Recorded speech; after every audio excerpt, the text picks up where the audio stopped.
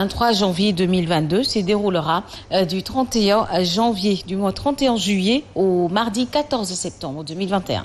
Le chef de l'État a pris donc un décret dans ce sens, décret qui réglemente aussi le nombre de commissions administratives par commune et les missions qui leur sont confiées. Alassane Baldé revient sur les grandes lignes de ce décret. S'appuyant sur l'article L39 du Code électoral, le président de la République a pris un décret portant révision exceptionnelle des listes électorales. Cette révision se déroulera du samedi 31 juillet 2021 au mardi 14 septembre 2021 sur l'ensemble du territoire. Ainsi, il est prévu une commission au moins par commune, laquelle peut être fixe ou mobile. Cette opération de mise à jour du fichier électoral va permettre particulièrement aux jeunes citoyens sénégalais qui auront 18 ans révolus à la date du 23 janvier 2022, jour des élections, mais aussi à tout citoyen remplissant les conditions requises et n'ayant pas encore accompli cette formalité de pouvoir s'inscrire. En sus de l'inscription de ces primo-votants, ces commissions accompliront les opérations traditionnelles de révision exceptionnelle, à savoir la modification, la radiation ainsi que le changement de statut. Et nous parlons toujours de cette révision exceptionnelle des listes électorales donc pour les élections départementales et municipales du 23 janvier 2022, une phase très importante du processus électoral selon l'ONG 3D, une opportunité pour les jeunes de s'inscrire. Le directeur exécutif de l'ONG 3D invite les primo-votants à aller s'inscrire massivement sur les listes électorales. Je vous propose de suivre Mondiaï Cissé. C'est une phase cruciale du processus électoral qui permet de mettre à jour le fichier électoral, qui permet de donner l'opportunité aux jeunes, surtout, de s'inscrire sur les listes, mais également à tous ceux qui avaient raté les occasions de le faire, qui ont eu 18 ans et qui remplissent les conditions de le faire. Et c'est une disposition prévue par la loi, en son article L39, et qu'un décret vient encadrer notamment la période. Donc, nous insistons là-dessus, c'est une phase cruciale et tous les jeunes doivent aller s'inscrire sur les listes, c'est ce qu'on appelle les primo-votants. Une autre réaction cette fois-ci, c'est celle du chargé des élections du PDS, Parti démocratique sénégalais, Cherdien, qui soutient que la période du 31 juillet au 14 septembre est très courte. Il demande toutefois aux autorités de prendre en compte les recommandations de l'audit du fichier électoral, afin d'éviter les fraudes lors des inscriptions sur les listes électorales. Sa réaction à suivre dans nos prochaines éditions. Sur un tout autre sujet, cette fois-ci, nous reparlons du Conseil constitutionnel brocardé une nouvelle fois ces derniers jours par l'opposition et des organisations de la société civile. C'est suite aux deux décisions rendues concernant la saisine sur la loi sur le code électoral et celle sur la loi modifiant le code pénal et le code de procédure pénale. De manière globale, les décisions rendues par cette juridiction spécialisée, exclusivement compétente pour apprécier la conformité des lois et les engagements internationaux à la Constitution, sont souvent objet de polémiques. Une rupture de confiance constatée, qu'analyse Fatoumata Diop. À quoi joue le gouvernement du président Macky Sall au moment où il demande le pot de déplacement aux Sénégalais à l'intérieur du pays pour la fête de l'Eid el-Kabir? Certains ministres et DG de son gouvernement font l'inverse. Rien que ce lundi, à moins de 24 heures de la fête, 575 nouveaux cas positifs au coronavirus ont été annoncés, sans oublier les 3088 cas du week-end, ce qui confirme la troisième vague tant redoutée. Mais force est de constater que ces recommandations de Macky Sall n'ont pas été suivies et que certains facilite même aux Sénégalais l'accès aux régions pour célébrer la fête de la Tabaski. En effet, à ces derniers jours, plusieurs hommes politiques et alliés du président Macky Sall ont organisé des caravanes un peu partout à Dakar et dans les régions pour permettre à tout un chacun d'aller fêter l'Eid el-Kabir. Il s'agit entre autres du ministre de l'Intérieur, du Commerce, du Sport, du Transport et même des directeurs généraux comme celui des domaines. Toutefois, il est important de dire que c'est une attitude noble en temps normal, mais en cette période de troisième vague, ces caravanes pourraient participer à la propagation du virus, pour l'instant très présent dans la capitale sénégalaise. Et nous allons à Mbour où le député du Grand Parti, Malick Gueye, s'offusque de la démarche de l'opposition à quelques mois des élections. D'après lui, cette opposition n'est même pas en mesure de mettre sur pied une grande coalition pour barrer la route à la coalition de Benno Bokk Yakaar. Ces propos sont donc recueillis par Alioune Badara Sonko. Nous savons que Benno Bokk Yakaar a déjà une coalition depuis des années. Mais l'opposition n'en a pas encore. À 3 mois des élections locales. Personne dans chaque localité, personne ne peut te dire que tel parti est avec tel parti n'est pas avec tel parti. Aujourd'hui, les responsables des départements, des régions sont en train d'attendre la formalisation de cette coalition nationale pour pouvoir poser des actes au niveau des localités. Et on est en retard. Benno Bokk Yakaar est en avance dans sa coalition qu'il a déjà formée, mais l'opposition est en retard dans sa coalition qu'il doit former. Sachez également que le ministre Dame Diop était l'hôte de Louga pour lancer symboliquement le recrutement d'un quota de 50 jeunes du programme Xewu Ndaw Ñi pour le compte du ministère de l'Environnement. Ce programme de 450 milliards de francs sur 3 ans va garantir aux populations un revenu qui leur permettra de vivre aisément. Nous l'écoutons, Dame Mbodj, le ministre. La cérémonie qui nous réunit ce matin revêt une importance capitale pour moi. En effet, elle marque le lancement symbolique pour un quota de 50 jeunes du programme de recrutement Xewu Ndaw Ñi pour le compte du ministère de l'Environnement et du Développement durable. Mon collègue en charge du secteur y reviendra plus amplement tout à l'heure. Pour rappel, le programme Xewu Ndaw Ñi est un programme de 450 milliards de francs CFA étalé sur 3 ans. Il englobe plusieurs volets et touche des secteurs qui agissent directement sur les populations en garantissant un revenu qui leur permettra de vivre décemment en s'intégrant à la société active. Et nous parlons Covid-19 à présent. Pendant que la 3e vague du coronavirus sévit dans notre pays, des faussaires à l'audace démesurée essaient donc d'en tirer profit. Et tout récemment, 3 personnes ont été arrêtées. Des faussaires qui vendent donc à des voyageurs des tests PCR rapides. Il s'agit d'un ingénieur, d'informaticien, un commerçant et un voyageur. Une révélation des responsables de l'Institut d'une recherche en santé de surveillance épidémiologique. Ils interpellent ainsi les autorités pour une bonne diligence de nombreuses plaintes. Compte rendu de Cher Ahmed-Tidiane Seck et Mansour Ndiaye.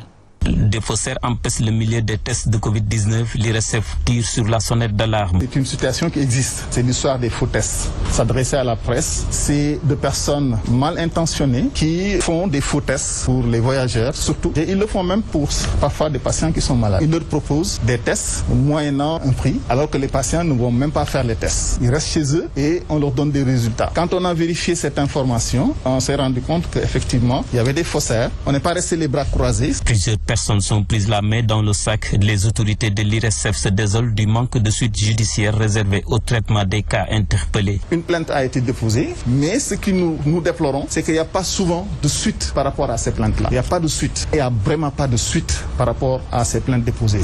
Et ce que nous voulons, c'est que les autorités puissent prendre leurs responsabilités. Et pourtant, le danger par rapport à une telle situation est d'une extrême gravité. Ce qui entre, ils viennent avec de faux tests. D'autres laboratoires que nous ne connaissons pas. On n'a pas les moyens de vérifier vraiment l'authenticité de ces résultats. Et c'est ce qui fait que peut-être qu'on a souvent des variants qui arrivent facilement au Sénégal. On a des variants qu'on détecte en Chine. Dans 2-3 jours, vous les retrouvez à Dakar. Des pratiques du genre dans ce milieu aussi sensible et davantage plus dangereux que les variants qui circulent et gagnent du terrain dans ce pays. Les décès liés au coronavirus ont drastiquement augmenté avec cette 3e vague. Vous le savez, la preuve au cimetière musulman de Yoff, de 10 à 15 enterrements enregistrés par jour. Les chiffres sont passés à une trentaine. Même si, Yacine, aucune preuve ne permet aux gestionnaires d'affirmer que ce sont des victimes du coronavirus, la coïncidence est quand même troublante. Fatla Mbeyop, Mohamed Dia au reportage.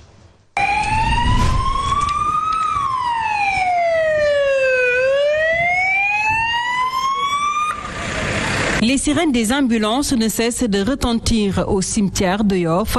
C'est devenu une routine. Du matin au soir, les convois funestes se succèdent. Et vers les 17h, les intervalles ne font pas 20 minutes. Les dispositions, c'est-à-dire qu'on a constaté ces temps-ci, 2 semaines durant, il y a 2 semaines de cela, qu'effectivement on reçoit plus de corps d'enterrement pour les inhumations. Le nombre d'enterrements par jour a doublé depuis 2 semaines. Là, on était avant la Covid, on était à 15. Alors, mais pendant ces 2 semaines, maintenant, une trentaine d'enterrements par jour. Du coup, c'est énorme.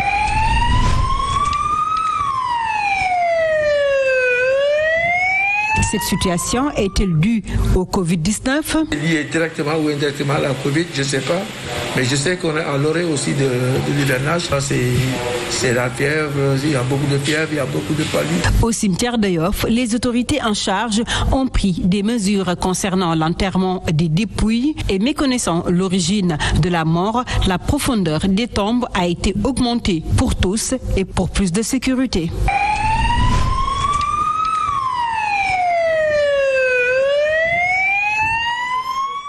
Au lieu de 50 cm de profondeur, on va jusqu'à 70. Et comme vous le savez, les autorités peinent à tenir le bon bout dans la gestion de cette 3e vague. Un constat fait par des spécialistes de la santé. Et pourtant, la lutte contre le coronavirus a englouti des milliards de nos francs. Fatou Abdounjaï. Le nouveau variant Delta hautement transmissible continue de faire des ravages. Les infections sont en hausse, notamment à Dakar et dans les autres régions de Thiès, Diourbel, Ziguinchor, entre autres. Les décès ont atteint des niveaux records cette semaine. D'ailleurs, aujourd'hui, hôpitaux et cliniques sont assaillis et les cas flambent. Or, les structures hospitalières sont particulièrement fragiles et rudimentaires et donc très vite débordées. En plus de cela, il y a même une tension de lits, encore moins de moyens de prise en charge des malades. Et pourtant, le budget de la santé a dépassé le montant initialement prévu, car avec une enveloppe initiale dédiée de 64,4 milliards, les dépenses liées à la riposte dans le secteur de la santé ont atteint 105 milliards à la date du 31 mars 2021. Alors, comment comprendre autant de milliards injectés dans la lutte contre la Covid-19 et que notre pays peine à gérer correctement cette pandémie? En tout cas, s'il y a des efforts à faire, s'il y a des efforts fournis, il reste beaucoup à faire du côté de la prise en charge des malades, du matériel médical et aussi des ressources humaines de qualité. Retenez également que les religieux sont entrés de plein pied dans la sensibilisation contre le coronavirus. Les khalifes de la confrérie Aïnou Salam à Sindia, dans le sud du pays, ont invité les fidèles à la vaccination pour stopper la chaîne de contamination. Ces khalifes des frères jumeaux ont donc lancé cet appel en marge de la 5e édition de la ziara annuelle de leur défunt père, Cheikh Ousmane Sountoubadji, fondateur de la confrérie. Voici donc un extrait de cet appel. La pandémie du coronavirus est là. Elle est en train de faire des dégâts. C'est vrai, nous portons des masques, mais il nous fatigue. C'est pourquoi quand on a appris l'arrivée des vaccins, on a pris nos doses parce que c'est ce que font même les pays développés. Donc nous appelons tous à aller se faire vacciner.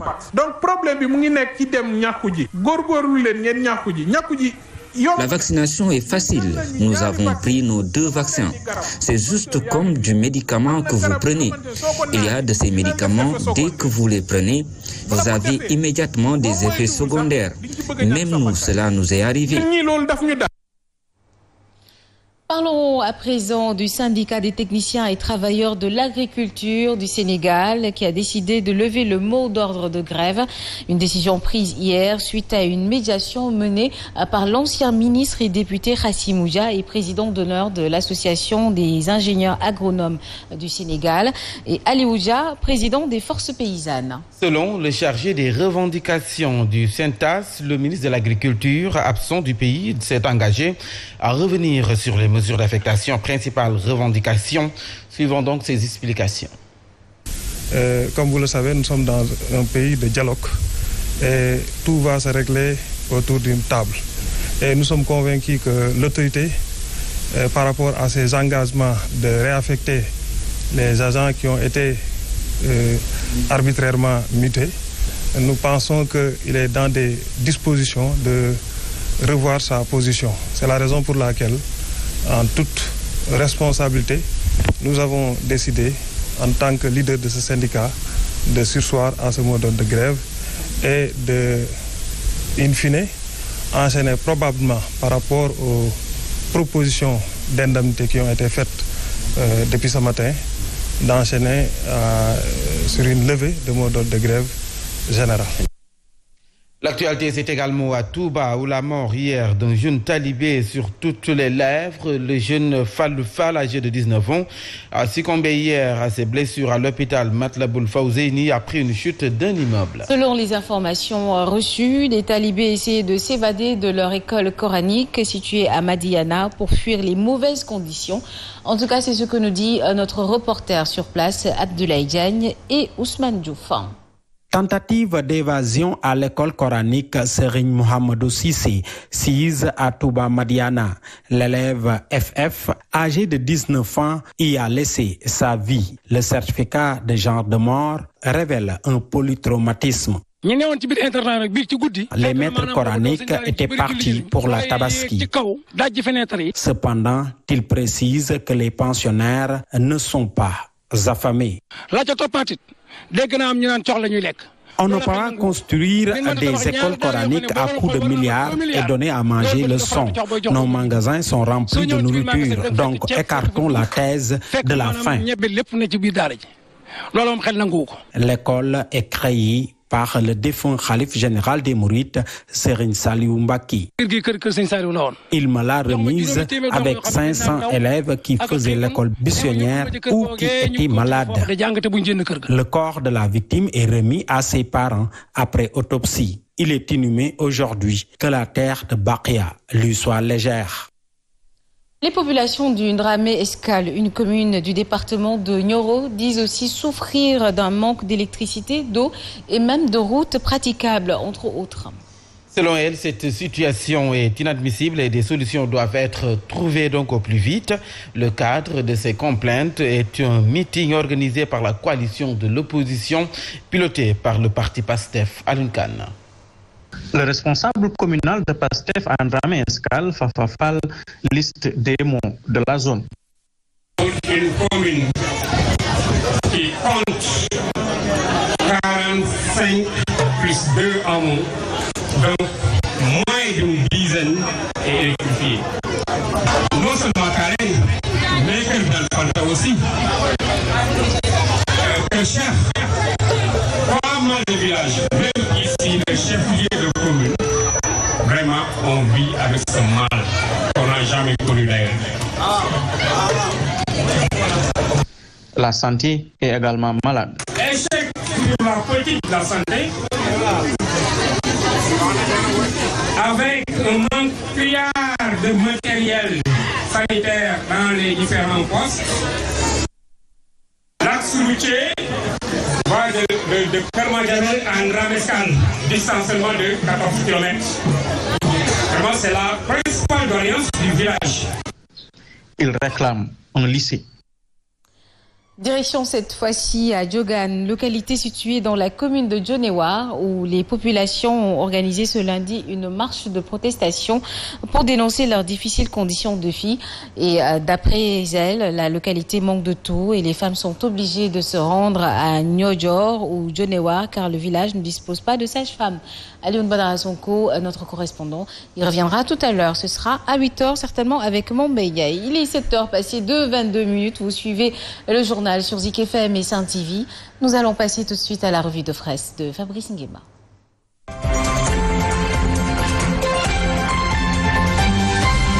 Sénégal, bonjour. Coronavirus, suite est vraiment pas fin. En tout cas, la tribune ce matin revient en long et en large sur l'explosion. Eh bien, l'explosion de cas de Covid est là. Il conviendrait, d'après le journal du groupe des médias, d'évoquer des